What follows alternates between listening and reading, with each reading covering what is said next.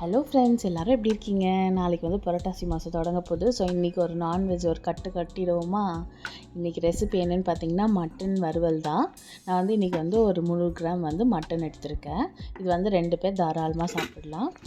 ஒரு குக்கரில் மட்டன், வீட்டு குழம்பு மிளகா பொடி 1 ஸ்பூன், உப்பு வந்து ஒரு 1/2 ஸ்பூன் கல் போல் போட்டு நல்லா வந்து 5லேருந்து 6 விசில் வந்து விட்டுருங்க.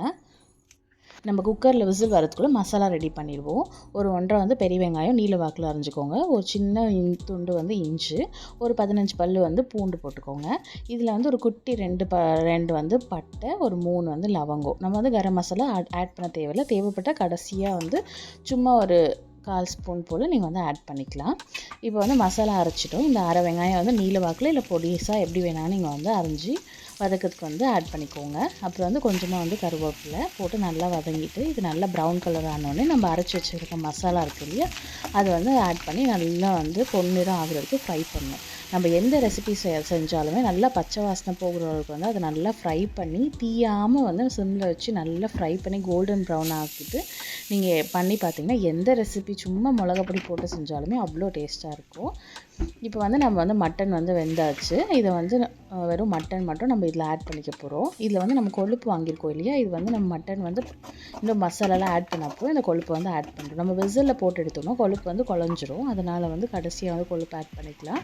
இப்போ வந்து 1 டேபிள் ஸ்பூன் முழு டேபிள் ஸ்பூனில் வந்து தனியா பொடி ஆட் பண்ணியிருக்கேன். 1/2 tablespoon pepper, 1/2 tablespoon சீரகப்பொடி, ஒரு சிட்டிக்கு வந்து மஞ்சள் பொடி வந்து ஏன்னா நம்ம குழம்பு மிளகாப்பொடியில் எல்லாமே போட்டு தான் அரைச்சிருக்கேன். அதனோட லிங்க் வீட்டிலே எப்படி குழம்பு மிளகாப்பொடி அரைக்கிறது வெஜ் நான்வெஜ் எல்லாத்துக்குமே ஒரே மசாலா தான். தேவைப்பட்டால் செக் பண்ணிக்கோங்க, டிஸ்கிரிப்ஷனில் கொடுக்குறேன். இது எல்லாமே நல்லா ஃப்ரை பண்ண அப்புறம் 2 தக்காளி வந்து அரைச்சிட்டு அந்த பேஸ்ட்டை வந்து இதில் ஆட் பண்ணிக்கிறோம். ஒரு 10 செகண்ட் போல் மசாலா நல்லா ஃப்ரை பண்ணிவிட்டு அதுக்கப்புறம் வந்து தக்காளியை ஆட் பண்ணிக்கோங்க. இப்போ வந்து தக்காளி ஆட் பண்ண அப்புறம் சிம்மில் வந்து கொஞ்சமாக ஃப்ரை பண்ணிவிட்டு இப்போ நம்ம வந்து கொழுப்பு பார்த்திங்கன்னா நீட்டமாக இருக்கும். இல்லை உங்களுக்கு வந்து பொடிசாக இருந்துச்சுன்னா அப்படியே ஆட் பண்ணிக்கோங்க. நீல வாக்கில் இருந்துச்சுன்னா கட் பண்ணி ஆட் பண்ணிக்கோங்க. கொழுப்பு இந்த எலும்பு தான் வந்து இந்த கிரேவி இந்த வறுவலுக்கெல்லாம் வந்து டேஸ்ட்டாக, அதனால் நீங்கள் வாங்கும் போது அது ரெண்டுமே கலந்து வாங்கிக்கோங்க, சூப்பராக இருக்கும். இப்போ வந்து கொஞ்சமாக நம்ம மட்டன் வேக வச்ச தண்ணி மட்டும் தான் இதில் ஆட் பண்ணிக்கோ, எக்ஸ்ட்ராவாக எந்த தண்ணியும் ஆட் பண்ணல. ஆட் பண்ணிவிட்டு சிம்மில் நல்லா வேக வைங்க. நல்லா மசாலாவை நல்லா மட்டன் உள்ள இலங்கும். அப்போ தான் அவ்வளோ ஜூஸியாக டேஸ்ட்டாக இருக்கும். நீங்கள் வந்து ஹை ஃப்ளேமில் வந்து வச்சுட்டு தண்ணி நல்லா கொதிக்க விட்டுட்டிங்கன்னா நல்லாவே இருக்காது.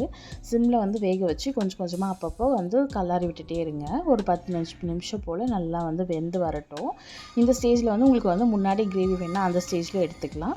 இல்லை இன்னும் கொஞ்சம் நல்லா சுக்காக வரவிடணுன்னா கூட இன்னும் கொஞ்சம் ஹை ஃப்ளேமில் வச்சு இன்னமும் வந்து நீங்கள் வதக்கி எடுத்துக்கலாம். நான் வந்து இன்றைக்கி வந்து ரைஸ்க்கு வந்து பிசைஞ்சு சாப்பிட்ற மாதிரி தான் வச்சுருக்கேன். இல்லை நீங்கள் ரசத்துக்கு கூட வச்சு சாப்பிட்லாம். ட்ரை பண்ணி பார்த்துட்டு எப்படி வந்துச்சுன்னு கமெண்ட்டில் சொல்லுங்கள். தேங்க்ஸ் ஃபார் வாட்சிங்.